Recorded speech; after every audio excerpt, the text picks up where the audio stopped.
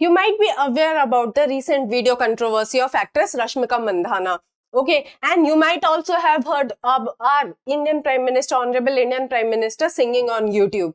So, who do you think is responsible for this? We are trying to find an answer to this question in our today's video. Hello and welcome everyone to the Polity Primer series of Drishti IAS. My name is Pragya. The title of our today's discussion is Regulating Deepfakes and Generative AI in India. In this discussion, we are firstly going to study about what are deepfakes. Then we'll talk about deepfake and its gendered impact. Okay. Then we are also going to see whether existing laws in India are sufficient to regulate deepfake technology. Okay. Then we are also going to analyze, is there a legal vacuum in this regard? Then we are also going to see the international practices or the international legislations that have been there by various countries to regulate this deepfake and generative AI technology. And in the end, we are also going to try to find a way forward in this regard. And in the end, we are going to see a practice question for your prelims examination and a practice question for your mains examination. So if I talk about the background of our today's topic, as I was informing to you before also, that yes, there are videos of our Honorable Indian Prime Minister singing on YouTube. His voice has been swapped with major songs. Actress Rashmika Mandanna is the latest victim of the deepfake technology. So this brings us to the moot question of our today's discussion, that what is this deepfake technology and why exactly it is dangerous in nature. So if I talk about the deepfake technology, it is made up of two words, deep plus fake. Okay. So deep means you have a deep knowledge of technology and that is why you are using it to your own advantage. And fake is that this technology is used to create fake audio videos, fake audio hoaxes and swapping one person to another person. So this is clearly misuse of technology. Misuse of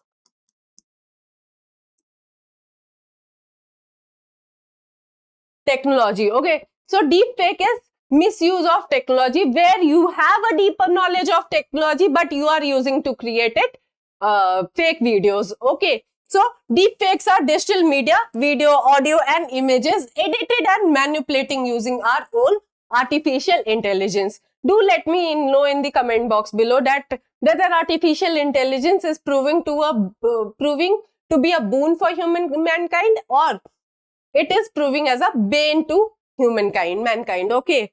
Since they incorporate hyper-realistic digital falsification, they can potentially be used to damage reputations, fabricate evidence and undermine trust in the democratic institutions. So this the use of deepfake technology was first witnessed in 2020.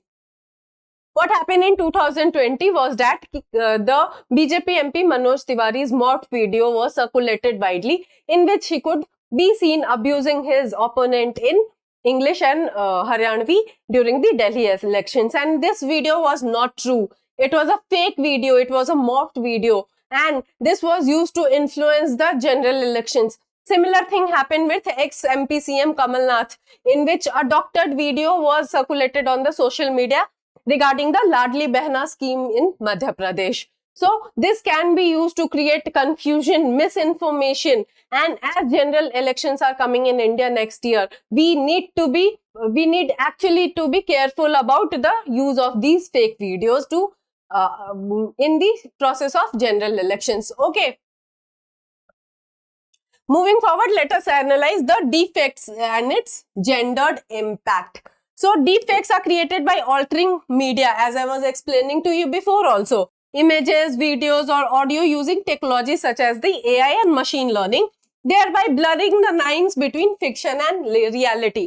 Let me explain to you this by an example. In every bridal shoot of 90s or in every beauty parlor or beauty salons of the 90s times, you might have seen Priyanka Chopra or other such actresses dressed as brides. Okay. So how do you think this was possible? They were not actually doing a photo shoot. It was use of AI technology.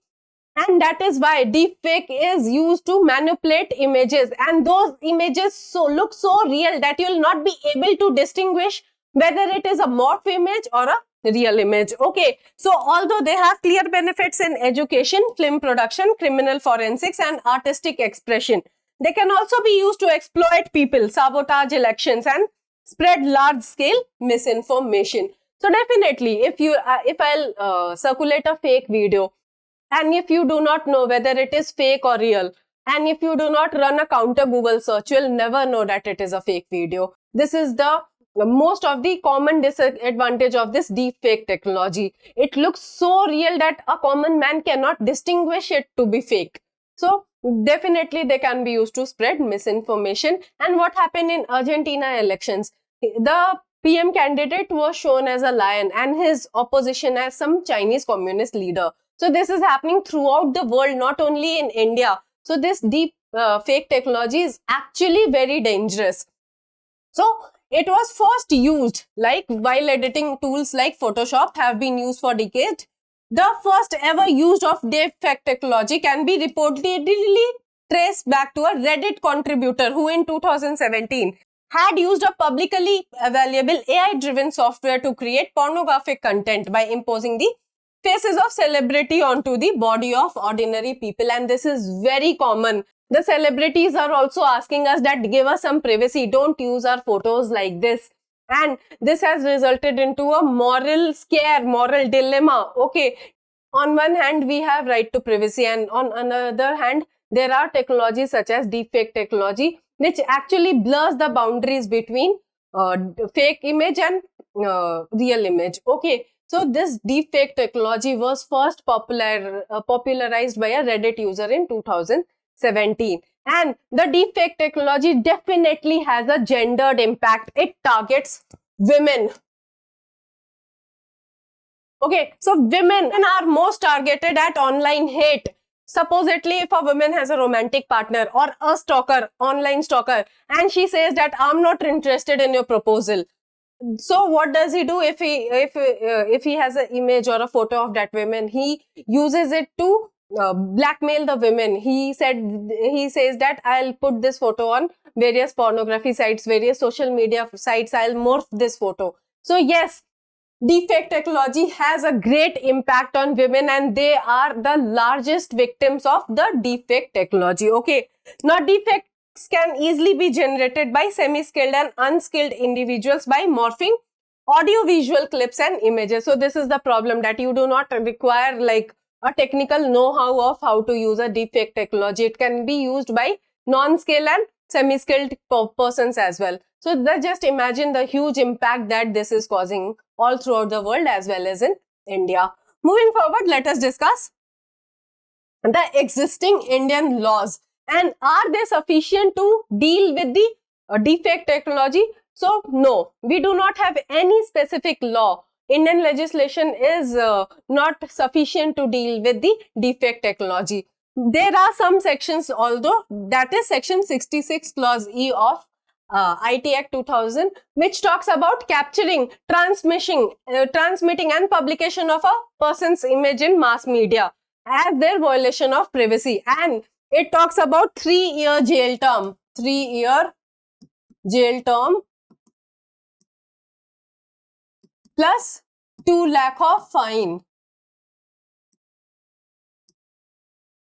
Okay, so section 66 clause E of the IT Act somewhere or the other prohibits capturing, transmission and publication of a person's image in the mass media. Okay, then there is section 66 clause D of the IT Act 2000, which specifically prohibits the use of computer resource and computer software for malicious intent, for causing nuisance. Okay, and it has a jail term of 2 years plus 1 lakh fine.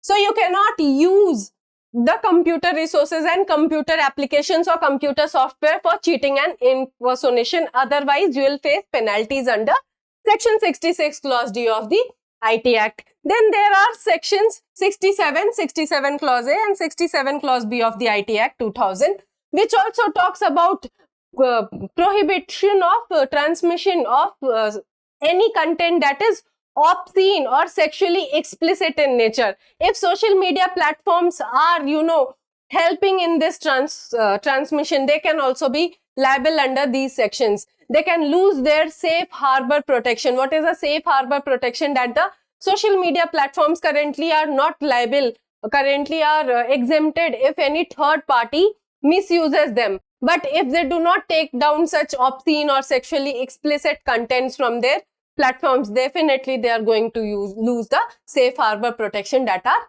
provided to them. Okay. Then there are IT rules as well, which prohibit the misuse of deepfake technology. Okay.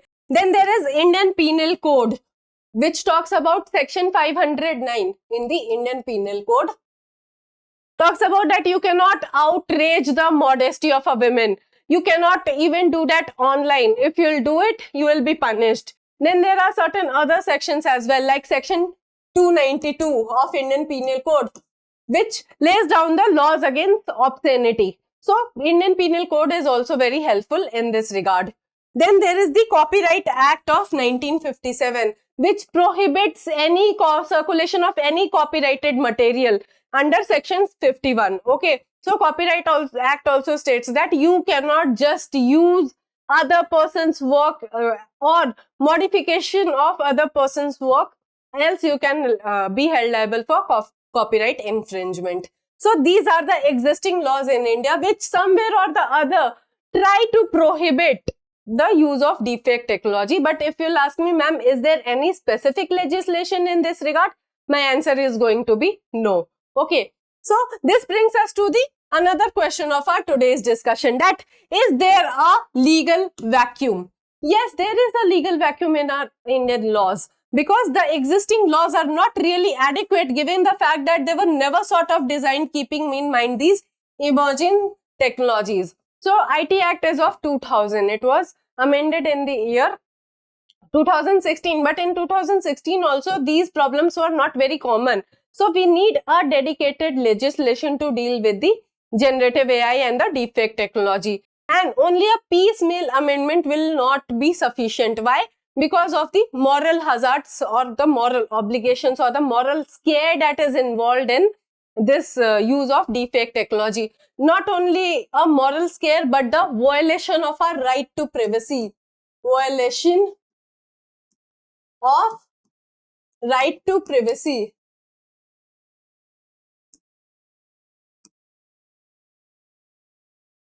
So, this is a clear-cut violation of our right to privacy. So, definitely it needs to be checked. Okay.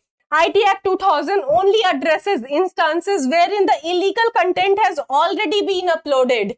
So, are we trying to regulate them before they have been uploaded? No. We do not have any such technology. Okay.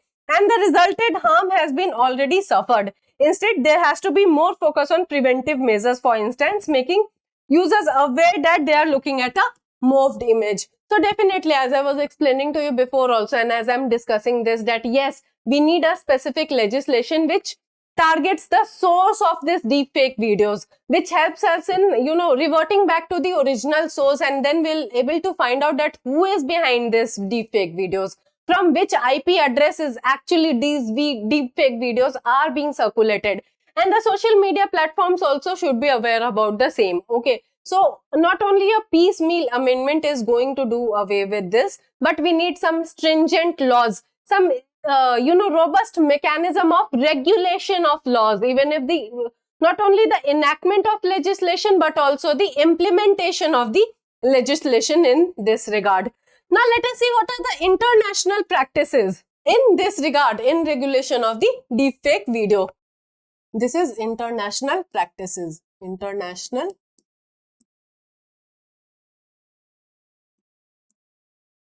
practices.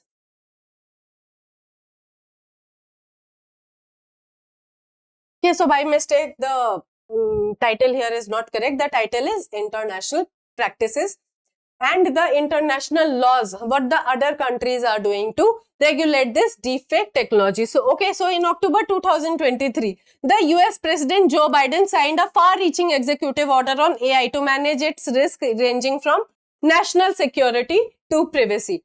So, the US is bringing an exhaustive legislation to regulate the deepfake technology.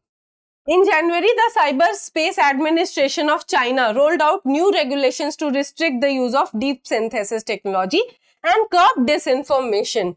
The policy ensures that any doctored content using the technology is explicitly labeled and can be traced back to its source. Okay, so not only the US, in fact China, and in fact the European Union as well, they are all coming together to, you know, regulate the deepfake technology, the misuse of this deepfake technology or the generative AI. Okay, the European Union has strengthened its code of practice on disinformation to ensure that social media giants like Google, Meta and Twitter start flagging deepfake content or potentially face multi-million-dollar fines. So it is very easier for them, like for the US, China, European Union to regulate the deepfake technology because they are already developed countries. So the code was initially introduced as a voluntary self-regulatory instrument in 2018, but now has the backing of the Digital Services Act, which aims to increase the monitoring of digital platforms to curb various kinds of